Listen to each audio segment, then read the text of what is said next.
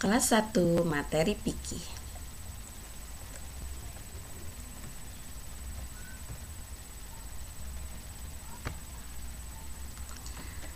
Assalamualaikum warahmatullahi wabarakatuh.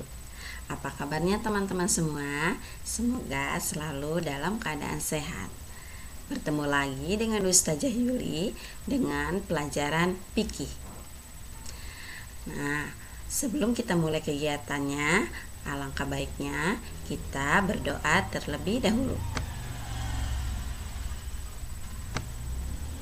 Ya, sikap berdoa, tangannya diangkat, kepalanya ditundukkan.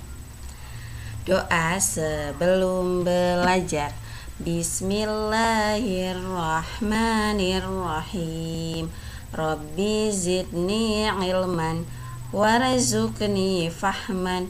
Artinya, ya Allah, tambahkanlah ilmu kepadaku dan berikanlah aku kepahaman.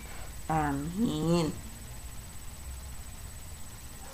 Nah, di sini Ustazah akan menjelaskan jenis-jenis najis dalam Islam. Ternyata di dalam Islam ada 3 jenis najis. Nah, najis yang pertama yaitu najis mukhaffafah, yaitu najis yang paling ringan. Nah, lalu yang kedua ada najis mutawassithah. Najis ini masuk ke dalam najis sedang atau pertengahan. Lalu yang ketiga ada najis mughalazah, yaitu najis yang paling berat. Nah, coba teman-teman hafalkan 3 najis ini. Yuk kita sama-sama sebutkan kembali. Yang pertama ada najis mukhaffafah, yaitu najis ringan. Yang kedua ada najis mutawassithah, yaitu najis sedang. Dan yang ketiga ada najis mughalazah, yaitu najis berat. Nah, sekarang teman-teman sudah tahu ya beberapa najis dalam Islam. Nah, selanjutnya, nah di sini Ustazah akan menjelaskan jenis-jenis najis. Nah, silakan teman-teman simak video berikut ini. Pastikan menonton hingga tuntas ya teman-teman. Najis dibagi menjadi 3, yaitu pertama, najis ringan atau mukhaffafah. Yang kedua adalah najis sedang atau mutawassithah. Dan yang ketiga adalah najis berat atau mughalazah. Najis ringan. Najis ringan itu apa, Bu Guru? Najis ringan adalah air kencing bayi laki-laki yang belum makan apapun kecuali minum ASI. Kalau Diva terkena najis ringan, bagaimana cara membersihkannya, Bu? Caranya mudah sekali. Percikan saja air secukupnya ke tempat yang terkena najis ringan. Kalau najis berat itu apa, Bu Guru? Najis berat adalah bangkai binatang dan air liur anjing. Oh, ternyata air liur anjing itu najis ya? Iya, Diva. Nah, cara membersihkan najis berat adalah dengan mencucinya sebanyak 7 kali. Pertama mencuci, gunakan campuran air dan tanah atau pasir. Dan selanjutnya menggunakan air bersih. Nah, kalau najis sedang adalah najis yang tidak termasuk pada najis ringan dan najis berat, seperti kotoran manusia, kotoran hewan, dan lain-lain. Cara membersihkan najis sedang mudah sekali. Benda yang terkena najis sedang dicuci sampai bersih, hingga bau, rasa, dan warna najis yang melekat hilang. Nah, tadi teman-teman sudah menyaksikan videonya ya. Nah, kalau sudah tahu, Ustazah akan menjelaskan kembali tentang 3 najis tersebut. Yang pertama tadi ada najis mukhafafah. Najis mukhafafah masuk ke dalam najis ringan. Nah, kalau sudah yang paham dengan video yang tadi, pasti sudah tahu apa ya yang masuk ke dalam najis ringan. Nah, yang masuk ke dalam najis ringan adalah najis kencing anak laki-laki yang belum berusia 2 tahun dan dia belum makan apapun kecuali air susu ibunya. Nah, itu cara membersihkannya sangat ringan sekali. Nah, lalu yang kedua yaitu najis apa coba teman-teman yang kedua?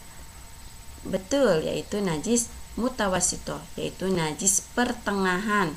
Nah, najis ini adalah najis yang bukan termasuk ke dalam najis mukhafafah dan juga bukan masuk ke dalam najis mughalazo. Nah, kalau bukan masuk keduanya, maka masuk ke dalam najis mutawasito. Apa saja ya? Ustazah ini hanya contoh ya beberapa najis yang masuk ke dalam mutawasito. Karena najis mutawasito itu banyak sekali teman-teman. Nah, salah satunya di sini ya Ustazah akan sebutkan. Yang pertama ada darah.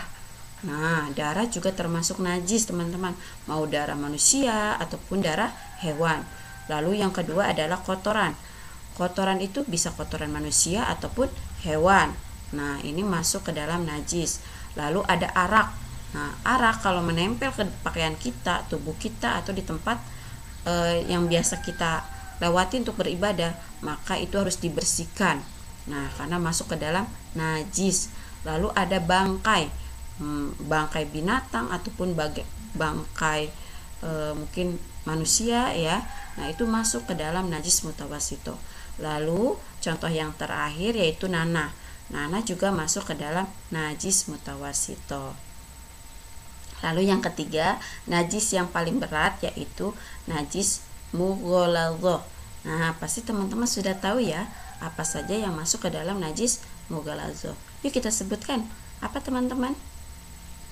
Yang pertama yaitu najis babi, yang kedua anjing. Nah, najis ini adalah najis yang berhubungan dengan keduanya, yaitu babi dan anjing. Contohnya yang berhubungan itu seperti kotorannya. Kotorannya ketika tersentuh oleh tubuh kita atau pakaian kita atau tempat tinggal kita, maka wajib dibersihkan. Dan cara membersihkannya juga agak berat teman-teman. Karena di situ ketika kita terkena kotoran ataupun air liurnya, itu kita khawatirnya terkena virus yang berbahaya. Makanya dibersihkannya juga harus 7 kali. Nah, nanti akan diinformasikan di pekan selanjutnya ya cara membersihkannya bagaimana. Nah, lalu yang kedua adalah yang berhubungannya itu seperti air kencingnya, kotorannya, air liurnya, lalu lemaknya dan dagingnya juga itu termasuk ke dalam najis mughaladho. Makanya kita diharamkan untuk memakan daging babi dan anjing. Nah, kesimpulannya teman-teman, 1, dalam Islam penting untuk seseorang menjaga kebersihan. Nah, Allah sangat mencintai orang yang bisa menjaga kebersihannya, baik kebersihan diri, pakaian, ataupun lingkungannya. Nah, makanya di dalam Islam atau di dalam ilmu fikih dijelaskan bagaimana cara membersihkannya. Lalu yang kedua, menjaga kebersihan artinya menjaga kesucian dari terkena najis. Nah, bagi teman-teman yang bisa menjaga kebersihan, berarti teman-teman sudah menjaga kesuciannya dari berbagai macam najis. Lalu yang ketiga adalah najis adalah kotoran yang menyebabnya kita terhalang seseorang untuk beribadah kepada Allah. Nah, kalau tubuh kita tidak bersih, terkena najis, maka itu akan menyebabnya terhalangnya kita beribadah kepada Allah. Seperti contohnya ketika kita sholat tiba-tiba ada tai cicak. nah di tempat sejadah kita, maka itu akan terhalang ibadah kita kepada Allah karena tempat kita sudah terkena najis. Maka teman-teman wajib membersihkan dulu kotorannya, baru kita melaksanakan kembali sholatnya. Lalu yang keempat, najis merupakan salah satu hal yang bisa membatalkan rangkaian ibadah seorang muslim. Nah, najis juga bisa membatalkan sholat. Nah, tadi ya sudah diinformasikan. Lalu yang kelima yaitu Islam adalah agama yang mengajarkan umatnya untuk senantiasa selalu menjaga kebersihan. Nah, yang terakhir yaitu kebersihan seperti apa? Ketika kita mau sholat saja, di dalam Islam harus berwudu terlebih dahulu agar kita terhindar dulu dari najis. Bisa saja ada najis yang menempel pada tubuh kita, makanya kita harus berwudu. Lalu yang kedua adalah mandi besar atau kecil. Nah, ketika kita terkena najis, seperti ya kalau perempuan haid, maka dia wajib untuk membersihkan tubuhnya dengan mandi besar, karena haid mengeluarkan darah dan darah itu adalah najis. Nah, makanya kita harus membersihkan seluruh badan kita dengan cara mandi. Terus membasuh setelah mengeluarkan kotoran dan lain sebagainya. Dan ketika kita buang air kecil, buang air besar, maka kita wajib untuk membasuhnya. Nah, baik membasuh tempat WC-nya ataupun lubang anus atau lubang keluarnya kotoran tersebut. Nah, itu ya teman-teman. Nah, bagaimana kalau kita tidak pernah membersihkannya? Apa yang terjadi dengan tubuh kita? Atau apa yang terjadi dengan lingkungan kita? Pasti tidak akan nyaman teman-teman. Tempat yang kotor, tempat yang penuh dengan najis itu tidak akan nyaman untuk ditempati. Ya, apalagi kalau kita tidak pernah membersihkan diri, pasti tubuh kita akan merasa tidak nyaman, seperti gatal-gatal dan tumbuh berbagai macam penyakit kulit ya. Makanya teman-teman harus tetap menjaga kebersihan di rumah ya. Oke teman-teman, materi hari ini sudah tuntas. Pastikan teman-teman belajar di rumah ya. Nah, di pertemuan hari ini pelajaran fikih tidak ada proyek. Teman-teman cukup menyimak video saja. Nanti di pekan selanjutnya akan dijelaskan kembali bagaimana cara membersihkan najis. Nah, sebelum Ustazah tutup, Ustazah memohon maaf jika apa yang disampaikan Ustazah banyak kekurangan ya teman-teman. Nah, yuk teman-teman kita tutup kegiatannya dengan membaca hamdalah bersama-sama.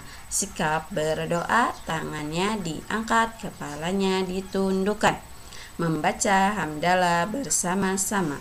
Alhamdulillahirabbil alamin. Segala puji bagi Allah Tuhan semesta alam. Ustazah akhiri. Assalamualaikum warahmatullahi wabarakatuh.